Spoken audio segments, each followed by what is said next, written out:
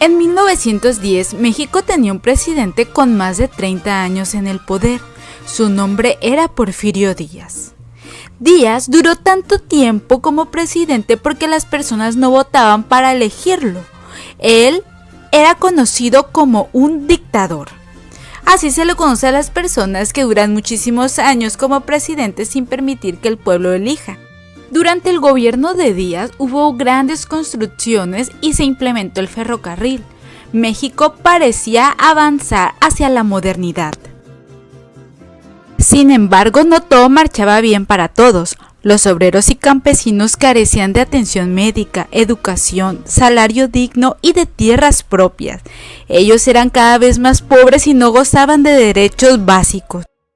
Las injusticias sociales eran insostenibles. El pueblo mexicano cada vez carecía de más y más recursos necesarios para vivir, lo cual despertó un gran descontento entre esos sectores de la población. Al mismo tiempo, un joven político llamado Francisco I. Madero fundó el partido antirreeleccionista y estaba muy preocupado por las situaciones sociales que vivían las personas más vulnerables de nuestro país.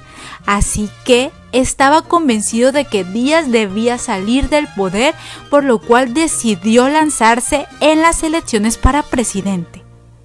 La gente lo apoyó enormemente y todos querían que Francisco I. Madero fuera presidente. Así que Porfirio Díaz, celoso de que él podía dejar de ser presidente, decidió encarcelarlo. Una vez en prisión, logró escapar hacia los Estados Unidos, desde donde escribió y promulgó su famoso Plan de San Luis. En dicho plan hacía un llamado para que toda la población se levantara en armas contra el gobierno y dictadura de Porfirio Díaz.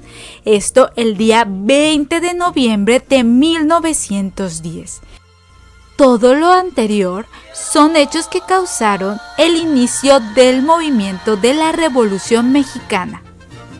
Otros personajes importantes en este movimiento son Pancho Villa en el norte del país y Emiliano Zapata en el sur del país, quienes fueron grandes representantes del pueblo mexicano y de la lucha de los obreros y campesinos.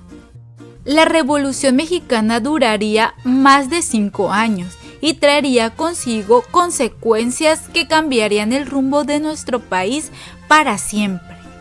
Venustiano Carranza, quien fue otro personaje importante durante la Revolución Mexicana, promulgaría en 1917 la Constitución Política de los Estados Unidos Mexicanos, que trajo consigo cambios como restablecimiento de los derechos laborales, trayendo consigo mejores condiciones de trabajo y la oportunidad de tener un sindicato, la libertad de cultos, la ley de reforma agraria, que garantizaba regresar a los campesinos las tierras que les pertenecían.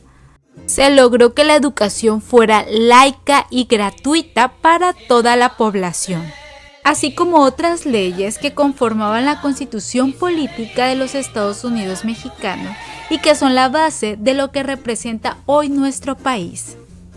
La Revolución Mexicana es uno de los hechos más importantes en la historia del México. Así que es muy importante que en esta fecha siempre recordemos y la tengamos presente. Muchas gracias.